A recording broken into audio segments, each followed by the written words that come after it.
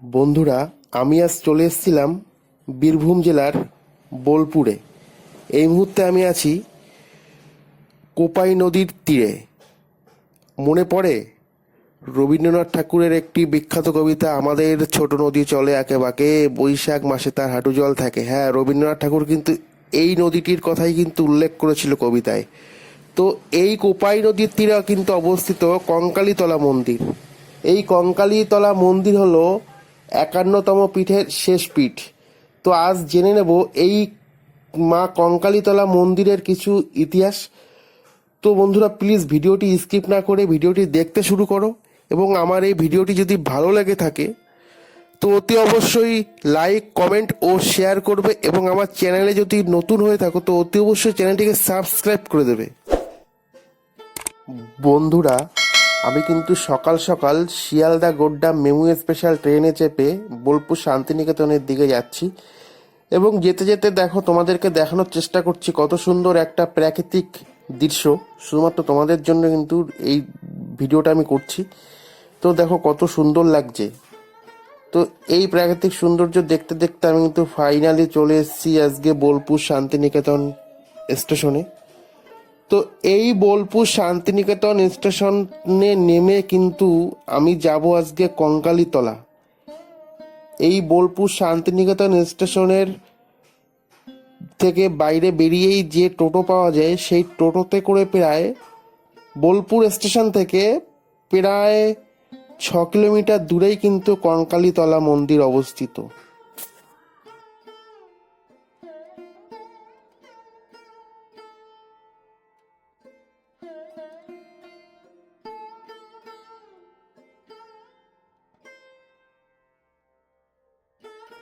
বন্ধুরা, আমি কিন্তু বোলপুর শান্তিনিকেতন স্টেশনে নেমে স্টেশনের পিছন থেকে টোটোয় করে এখন কিন্তু যাচ্ছি কঙ্কালীতলা মন্দিরে। এক্ষেত্রে বলে রাখি তোমাদের বন্ধুরা, তোমরা কিন্তু চাইলে তোমরা প্রান্তিক স্টেশনে নেমেও কিন্তু আসতে পারো এই কঙ্কালীতলা মন্দিরে। প্রান্তিক স্টেশন থেকে একদমই কাছাকাছি, মাত্র 3 কিলোমিটার, এবং বোলপুর স্টেশন থেকে কিন্তু এই কঙ্কালীতলার দূরত্ব হলো মাত্র 6 কিলোমিটার। তো টোটোয় ওঠার আগে তোমরা একটু ভাড়াটা ঠিক করে নেবে। পশ্চিমবঙ্গের বীরভূম জেলার কোপাই নদীর তীরে অবস্থিত আদিত্যপুর এলাকায় এই কঙ্কালীতলা মন্দির অবস্থিত। এই কঙ্কালীতলা হলো সতীপীঠের শেষ পীঠ বা 51তম পীঠ, এই কঙ্কালীতলা মন্দির। তো বন্ধুরা, আজকে জেনে নিই এই কঙ্কালীতলা মন্দিরের কিছু ইতিহাস ও জানা অজানা কাহিনী।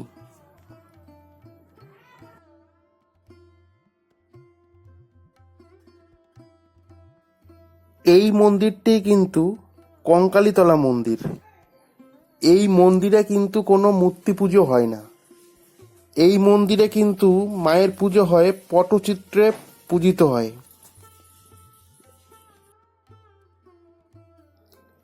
রাজা দক্ষ এক যজ্ঞ অনুষ্ঠানের আয়োজন করেছিল। সেই যজ্ঞে জামাই শিব ও মেয়ে সতীকে আমন্ত্রণ করেনি। আমন্ত্রণ না করা সত্ত্বেও সতী সেই যজ্ঞ অনুষ্ঠানে চলে যায়। সেই যজ্ঞে পতি শিবের নিন্দা ও অপমান সহ্য না করতে পেরে সতী সেখানেই দেহত্যাগ করে। সেই ক্রোধে দক্ষের যজ্ঞ ভস্ম করেন। এরপর মাতা সতীকে নিয়ে শিব এক তাণ্ডব নৃত্য শুরু করেছিল।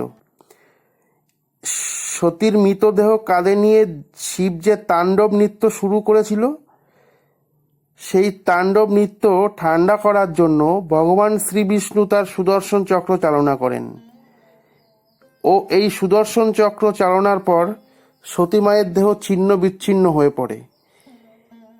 এই বীরভূমের এই জায়গায় সতী মায়ের কোমর বা কাখাল পড়ে। সেখান থেকেই কিন্তু এখানে এই মন্দির বা এই পূজা অর্চনা শুরু হয়। 51টি জায়গায় এই সতী মায়ের দেহ ছিন্ন বিচ্ছিন্ন হয়ে পড়ে ভারতবর্ষের।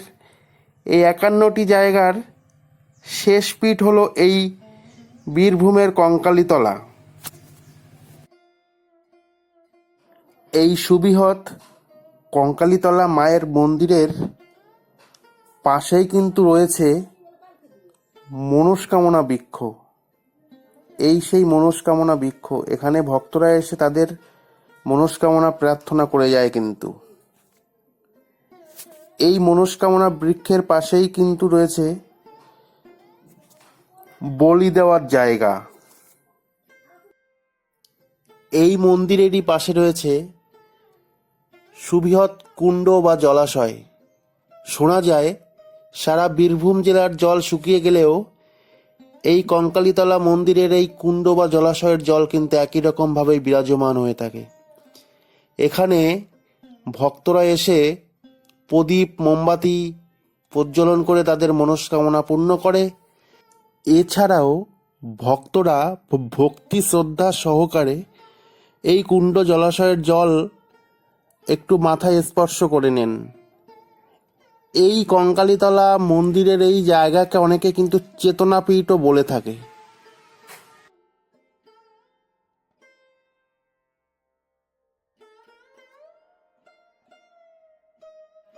এই মন্দিরে পুজো দেওয়ার জন্য নেই কোনো পাণ্ডাদের দৌরাত্ম্য। এই মন্দিরে প্রবেশ করার আগেই ডান দিক বাদিকে বন্ধুরা তোমরা পেয়ে যাবে অসংখ্য ডালার দোকান। সেখান থেকে তোমরা তোমাদের ইচ্ছা মতো ডালা নিয়ে কিন্তু পুজো দিতে পারবে। এই যে সমস্ত ডালার দোকানগুলো তোমরা দেখতেই পাচ্ছ, এখানে তোমরা তোমাদের ইচ্ছাসাধ্য মতো ডালা নিতে পারবে। বন্ধুরা, এবার জেনে নেব এই মন্দিরেরই একজন সেবায়েতের কাছ থেকে এই কঙ্কালীতলা মন্দির সম্পর্কে। স্বাধা তং হি বৈশারাত্মিকা ভদ্রমাত্রা স্থিতা নিত্যা জালুজা বিভূষিতা পরমাঙ্গলান মহেশ্বরী ভুবনেশ্বরী ত্রিগুণধারিণী কল্যাণরূপিণী মহিষাসুরমর্দিনী অনন্ত সলীলা দেবগর্ভা কঙ্কালী মাতা ওই পশিবে। এই কঙ্কালী মা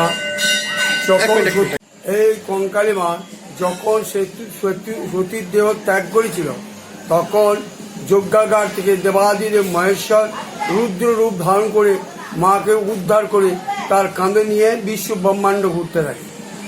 একে একে এক একটা পিঠে বিষ্ণু সুদর্শন চক্রের দ্বারা ছেদন করে ফেলতে ফেলতে আসে। আর শেষ পিঠ হচ্ছে এই কঙ্কালী মা। কঙ্কালী মায়ের এই কাঁকারটা কোমরটা পড়েছে এখানে কুণ্ডুর জলে। আর মা অনন্ত সলীলা দেবগর্ভা কঙ্কালী মা। এখানে লুলু ভৈরব আছে, পঞ্চ ভৈরব আছে, সদাশিব আছে, মা কঙ্কালী আছে। মা কঙ্কালীর প্রতিকৃতিতে ছবিতে পুজো হয় আর কুণ্ডুর জল মাথায় নিতে হয়। এই মাহাত্ম্য এই মাহাত্ম্যের দ্বারাই বিরাজ করছেন কঙ্কালী মা। এটাকে চেতনাপীঠও বলা হয়। এটা হচ্ছে দেবীর মানে গর্ভ। হ্যাঁ, এখানে মা আছেন পঞ্চশিব ভৈরব মাকে গার্ড দিয়ে আছেন ওই জলের মধ্যে। আর চৈত্র গাজনের সময়, চৈত্র গাজনের সংক্রান্তিতে মায়ের বিশেষ পুজো হয়, হোম হয়, যজ্ঞ হয়, মায়ের পাঁটা বলি হয়। মায়ের পঞ্চশিব চলে যায় ওই শিব মন্দিরে, ওখানে গিয়ে ওখানেও যজ্ঞ হয়, ওখানে রুরু ভৈরব উদ্দেশ্যে বলি হয়। রুরু ভৈরবে একটা ছোট্ট মন্দির আছে, ওখানে ওই ভৈরব উদ্দেশ্যে পুজো হয়। মন্দির কয়েকশো বছর আগে আমাদের অজ্ঞাত। হ্যাঁ, আমার এই 60 বছর বয়স হচ্ছে, আমাদের অজ্ঞাত কয়েকশো হাজার বছর আগে কাঞ্চি রাজার আমলে কালাপাহাড় যখন ইয়ে হয়েছিলেন মন্দির হিন্দু বিদ্বেষী কালাপাহাড় হিন্দু মন্দিরগুলো শিবের মন্দিরগুলো ভাঙতে ভাঙতে এসেছিলেন। শেষকালে এই শিব মন্দির উনি সম্রাট এসে পান এবং এখানে কাঞ্চি রাজাকে সম্রাট দেয় মা যে আমি এখানে আছি কুণ্ডুর জলে, বাবা আছেন ওই ওপরে শিবের মন্দিরের কাছে। বন্ধুরা, এই কঙ্কালীতলা মন্দির চত্বরে সারাদিনই কিন্তু ভক্তদের ভিড় আনাগোনা লক্ষ্য করা যায়। সারাদিনই কিন্তু ভক্তদের মানে আনাগোনা হয়ে থাকে এখানে।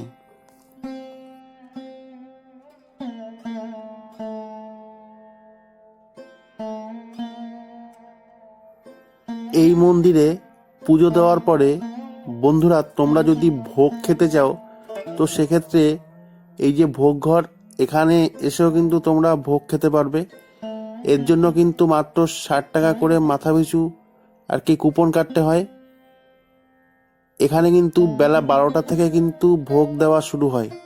মাত্র 60 টাকা কিন্তু কুপন আর কি কাটতে হয়।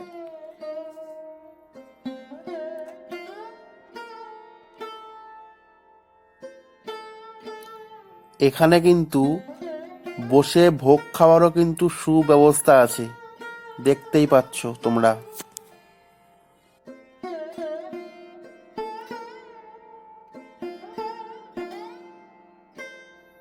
বন্ধুরা, তোমরা এই কঙ্কালী তলা ঘুরতে এসে যদি কিছু কেনাকাটা করতে চাও, ফটো ফ্রেম বা বিভিন্ন রকম হাতের তৈরি পাঞ্জাবি, চুড়িদার বা কুর্তি, সেগুলোও কিন্তু এখান থেকে তোমরা পেয়ে যাবে। খুব অল্প দামের মধ্যে কিন্তু পাওয়া যায়।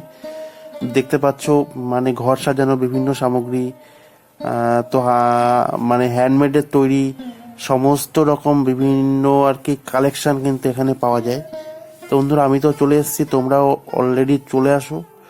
তো এই সুন্দর মনোরম পরিবেশে একটা দিন ঘুরেই যেতে পারো। দেখো কত সুন্দর সুন্দর সমস্ত মানে গলার এগুলো মালা আর কি, হাতের তৈরি মালা, কত সুন্দর লাগছে।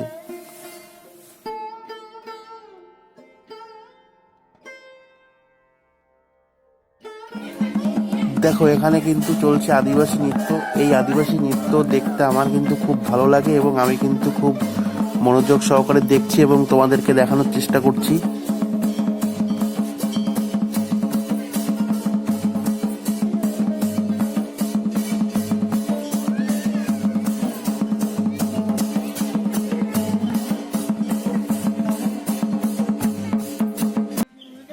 এখানে দেখতে পেলাম ছোট্ট একটা খুদে মেয়ে গান করছে, তো খুব সুন্দর লাগলো গানটা শুনতে। বন্ধুরা, তোমরা কিন্তু এই মন্দিরের বাইরে কিন্তু অনেক খাবারের দোকান পেয়ে যাবে, যেখানে সমস্ত রকমেরই কিন্তু খাবার পাওয়া যায়, বসে খেতে পারবে কিন্তু। বন্ধুরা, এই ছিল আজকের ভিডিও। তো ভিডিওটি যদি ভালো লেগে থাকে তো অতি অবশ্যই ভিডিওটিতে একটু লাইক, কমেন্ট এবং শেয়ার করবে, এবং আমার চ্যানেলে যদি নতুন হয়ে থাকো তো অতি অবশ্যই চ্যানেলটিকে সাবস্ক্রাইব করবে। তো দেখা হচ্ছে নতুন কোনো ভিডিও নিয়ে। ততক্ষণে তোমরা ভালো থেকো, সুস্থ থেকো। Tata, bye bye.